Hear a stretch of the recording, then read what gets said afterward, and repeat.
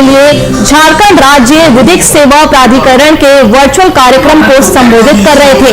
मुख्यमंत्री हेमंत सोरेन ने कहा कि प्रोजेक्ट शिशु के तहत कोरोना महामारी के दौरान राज्य के वैसे बच्चे जिन्होंने अपने अभिभावकों को खोया है, उन बच्चों का पुनर्वास करना निश्चित रूप से बहुत ही संवेदनशील और हृदय को छूने वाला कार्य है।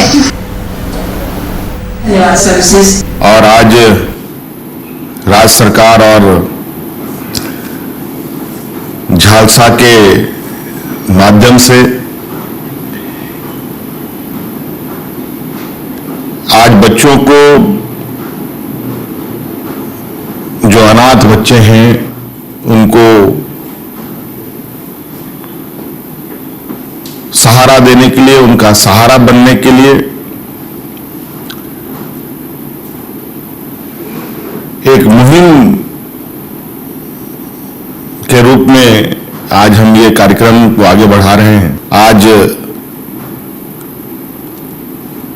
ये मेरे लिए काफी गौरव की बात है, सौभाग्य की बात है कि आज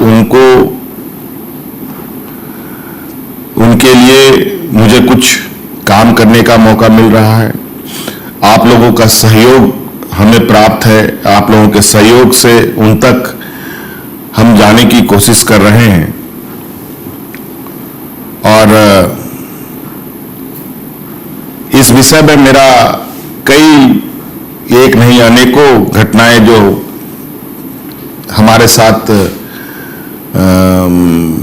घटी है, मैंने उसको महसूस किया है, उसका समाधान भी किया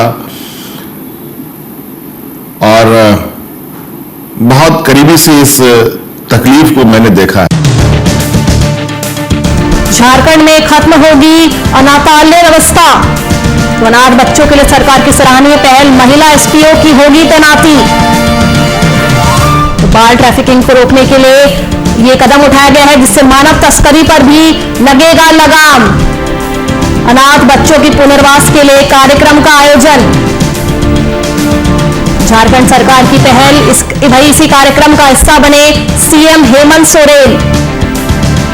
अनाथ बच्चों को संरक्षित करना हमारी प्राथमिकता है, ऐसा कहा है सीएम हेमंत सोरेन ने। ह्यूमन ट्रैफिकिंग पर भी हुई चर्चा, तो मानव तस्करी पर भी चर्चा हुई। वृद्धा पेंशन के कई लंबित मामले सुलझाए गए। इस कार्यक्रम में वृद्धा पेंशन से जुड़े कई मामले भी सुलझाए गए हैं। तो वही अब झारखंड में खत्म होगी अनाथालय व्यवस्था। महिला एसपीओ की भी तैनाती होगी, जिससे कि बाल तस्करी को रोका जा सके। मानव तस्करी पर लगेगा लगाम। ह्यूमन ट्रैफिकिंग पर अब रोक लगाई जा सकेगी। अनाथ बच्चों के पुनर्वास के लिए कार्यक्रम का आयोजन, जिसमें सीएम हेमंत सोरेन भी कार्यक्रम का हिस्सा बने हैं। खुद सीएम हेमंत सोरेन इस कार्यक्रम का हिस्सा बने। अनाथ बच्चों को संरक्षित करना प्राथमिकता, सीएम हेमंत सोरेन ने अपनी प्राथमिकता बताई है, अनाथ बच्चों को संरक्षित करना। वही इस कार्यक्रम में ह्यूमन ट्रैफिकिंग पर भी चर्चा की गई। वृद्धा पेंशन के कई लंबित मामले सुलझाए गए। झारखंड में खत्म होगी अनाथालय व्यवस्था। प्रोजेक्ट शिशु का शुभारंभ किया गया है। अनाथ बच्चों के लिए सराहनीय पहल, महिला एसपीओ की तैनाती होगी। बाल तस्करी पर लगाम लगाया जाएगा। मानव तस्करी पर लगेगा लगाम। मानव तस्करी को रोकने की सरकार की ये सराहनीय पहल है। अनाथ बच्चों की पुनर्वास के लिए कार्यक्रम का आयोजन। कार्यक्रम का हिस्सा बने सीएम हेमंत सोरेन। सीएम हेमंत सोरेन ने इस कार्यक्रम में हिस्सा लिया। अनाथ बच्चों को संरक्षित करना हमारी प्राथमिकता है, सीएम हेमंत सोरेन ने अपनी प्राथमिकता बताई है। ह्यूमन ट्रैफिकिंग पर भी हुई चर्चा। इस कार्यक्रम में मानव तस्करी से जुड़े मामले पर भी चर्चा की गई। वृद्धा पेंशन के कई लंबित मामले भी सुलझाए गए।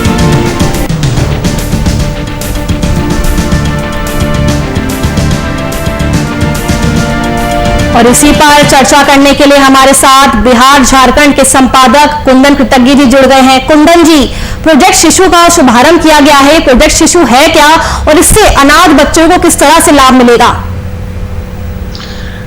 देखिए, झारखंड सरकार ने कोरोना संक्रमण के इस दूसरे दौर के दौरान बहुत सारी त्रासदियों को झेला है और इन त्रासदियों से उभरते समय अब उन्हें ठीक करने का समय है। और इसी दौरान राज्य सरकार के द्वारा प्रोजेक्ट शिशु की शुरुआत की गई है और प्रोजेक्ट शिशु में उन बच्चों की देखभाल और उनके पुनर्वास की व्यवस्था की जाएगी जिन बच्चों ने इस दौरान कह सकते हैं कोरोना संक्रमण के दूसरे चरण में अपने माता पिता अभिभावकों को खो दिया है। बहुत सारे ऐसे बच्चे हैं जिनके माता पिता दोनों की मृत्यु हो चुकी है और उन बच्चों की देख रेख करने वाला, उनके भरण पोषण करने वाला परिवार में कोई नहीं बचा है। वो अपने सगे संबंधियों के ऊपर निर्भर कर रहे हैं।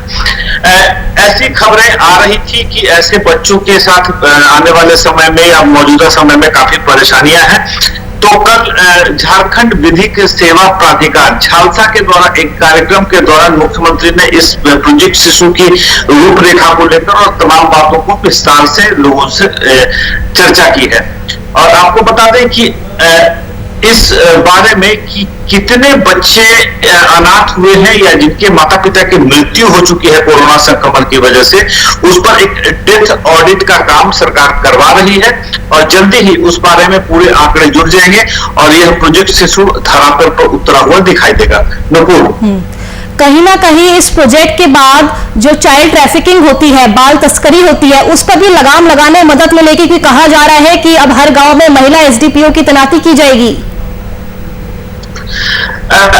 देखिए कुछ समस्याएं झारखंड को विरासत में मिली है। झारखंड की स्थापना के समय से लेकर अब तक कुछ समस्याएं बिल्कुल साथों साथ चली आ रही है, जिसमें अगर हम बात कर लें नक्सली समस्याओं की, नक्सल संबंधित मामले जो झारखंड के लिए कोड़ बन चुके हैं। ऐसे में बाल तस्करी, झारखंड अपने स्थापना के समय से ही बाल तस्करी को लेकर काफी बदलाव रहा है और यहाँ से बच्चे बाहर दूसरे राज्यों में ले जाकर या तो औद्योगिक कामों में लगाए जाते हैं या घरेलू कामों में देखा जाता है। वहां पर बाल हिंसा, बाल उत्पीड़न, ये तमाम तरह के मामले भी सामने आते रहे हैं।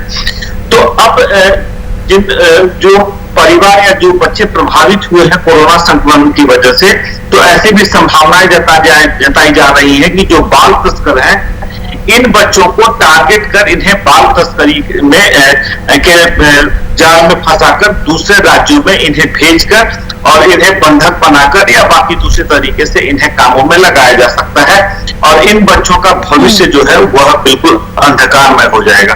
तो इसके लिए एक महिला एसपीओ की नियुक्ति करने की व्यवस्था की जा रही है, जो हर गांव के हर परिवार को, हर बच्चे को बहुत भली भांति जिससे परिचित हो और ऐसी किसी परिस्थिति में वह एसपीओ उन बच्चों के रेस्क्यू में मददगार साबित हो सके और बाल तस्करी पर लगाम लगाई जा सके।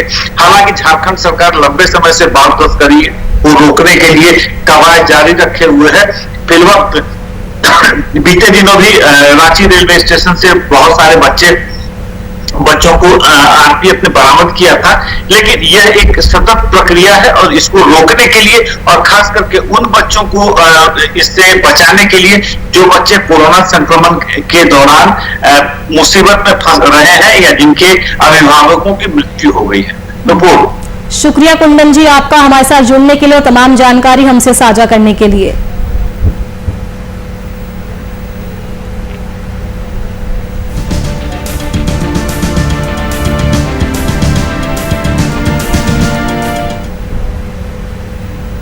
बाढ़ की तबाही से जुड़ी एक बड़ी खबर पूर्वी चंपारण से सामने आई है, जहां जिले के केसरिया थाना क्षेत्र के सारंगपुर गांव के चेवर में नाव पलटने से 4 बच्चे डूब गए, जिसमें स्थानीय गोताखोर के सहयोग से 2 बच्चों को तो बचा लिया गया पर 2 बच्चों की डूबकर मौत हो गई।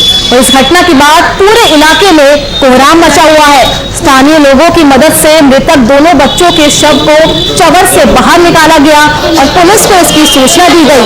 इसके बाद स्थानीय थाना पुलिस घटनास्थल पर पहुंची और अब कार्रवाई में जुटी हुई है।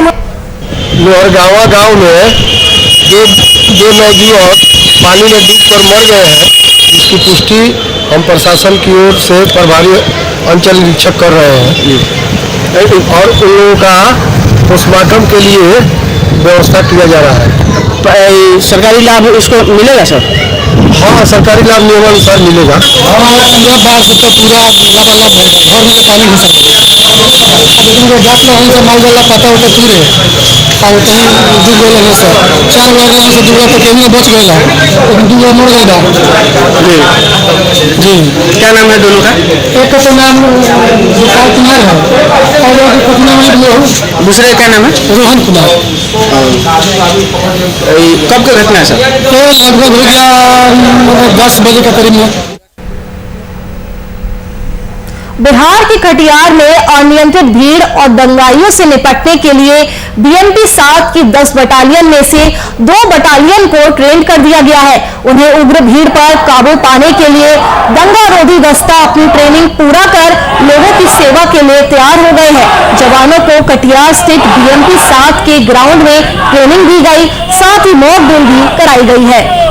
गंभीर विधि व्यवस्था की समस्या के क्रम में दंगाइयों से कैसे निपटना है, इसके लिए इस बल को प्रशिक्षित किया गया है। इसी क्रम में रिफ्रेशर कोर्स हो रहा था, जिसकी आज अंतिम दिन था।